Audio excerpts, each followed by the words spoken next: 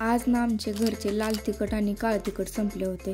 मग म्हणलं आता चला करून घेऊया. सगळ्यात आधी मी 2 किलो लाल मिरची घेतली. त्याचे देठ काढून घेतले आणि 2-3 दिवस उन्हात पण ठेवले होते. आता ही मंद आचेवर भाजून घेऊया चांगली असे. नंतर अर्धा किलो धने भाजून घेऊ. अर्धा पळी तेल टाकून धने भाजून घेऊया. जर तुम्ही सबस्क्राईब करायला विसरला असाल तर लगेचच माझ्या यूट्यूब चॅनलला सबस्क्राईब करा. 2 छटाक तीळ भाजून घेऊ. मी तीळ भाजताना अजिबात तेलाचा वापर केलेला नाही. भाजून घेतलेले तीळ आता मिरचीमध्ये टाकून घेऊया.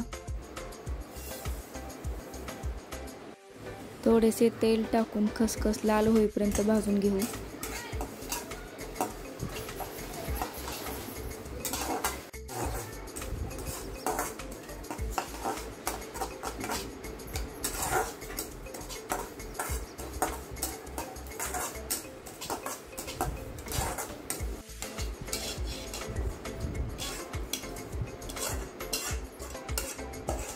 भाजून घेतलेली खसखस मिरचीमध्ये टाकून आता पसरून घेऊ.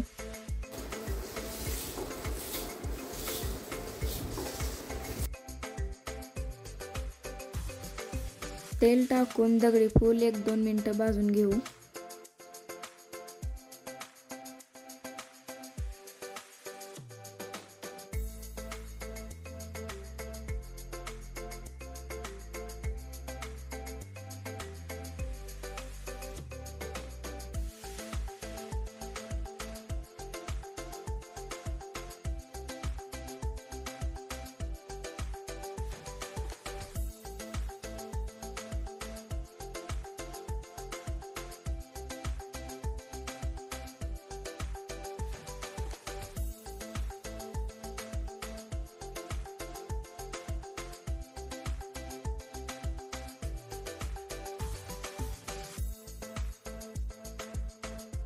तेलामध्ये 2 तोळा तमालपत्र टाकून लाल रंग येईपर्यंत भाजून घेऊ.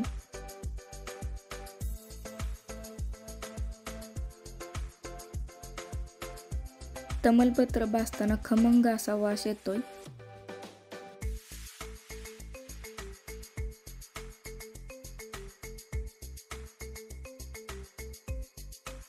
असे म्हणतात की मसाले जर चांगले भाजले तर काळे तिखट चांगले होते.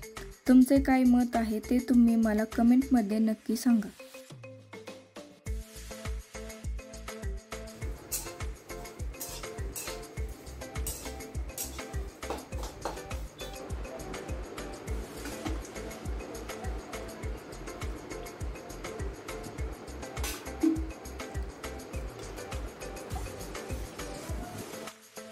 तीन पळे तेल टाकून 1 छटाक हलकून फुगेपर्यंत तळून घ्यायचं आहे. या सर्व साहित्याची यादी मी डिस्क्रिप्शनमध्ये दिली आहे.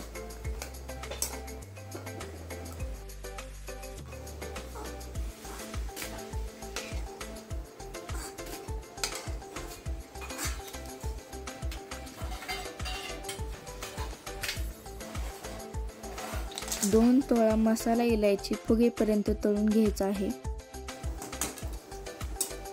इलायची करपू नये म्हणून सतत हलवत राहायचे.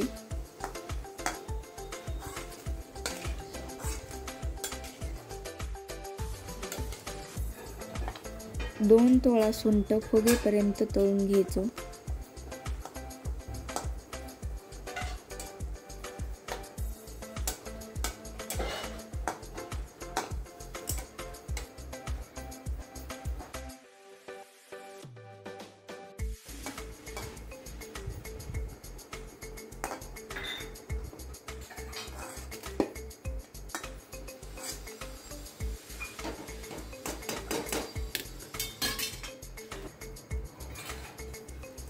एक छटाक पत्र फुगेपर्यंत तळून घ्यायचं आहे.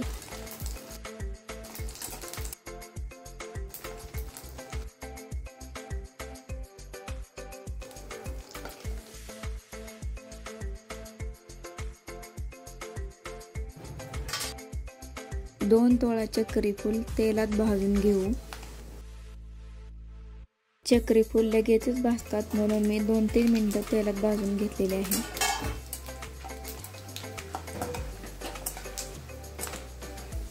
या सर्व साहित्याची यादी मी डिस्क्रिप्शन मध्ये दिलेली आहे।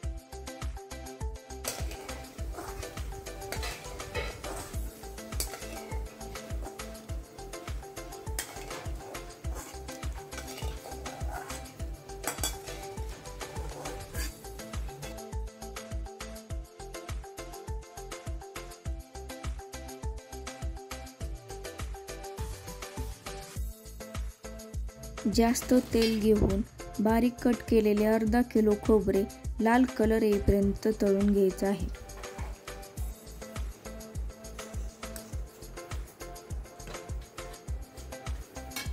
अशाच रेसिपीसाठी माझ्या चॅनलला सबस्क्राईब करा आणि बेल आयकॉन दाबा।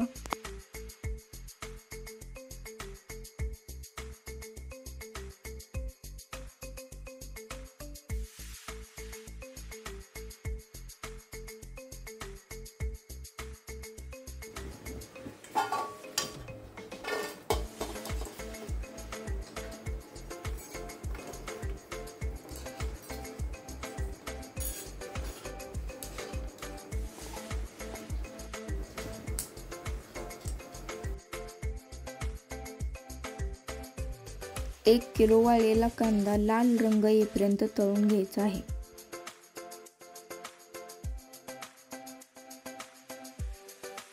या सर्व साहित्याची यादी मी डिस्क्रिप्शन मध्ये दिलेली आहे।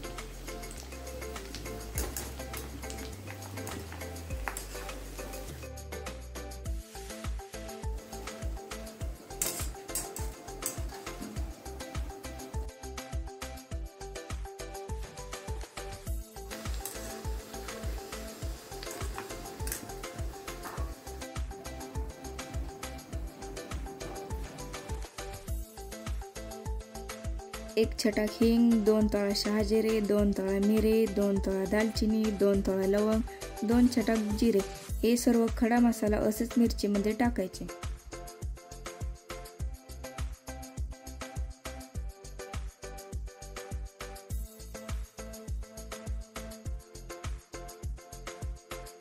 आता हे चांगले मिक्स करून कांद्याला द्यायची। झाली मग काळं तिखट तयार। लाल तिखटसाठी 1 छटाक भाजून घेतलेले धने आणि 1 छटाक जिरे टाकायचे। हे टाकल्यामुळे लाल तिखट अजून चांगले होते।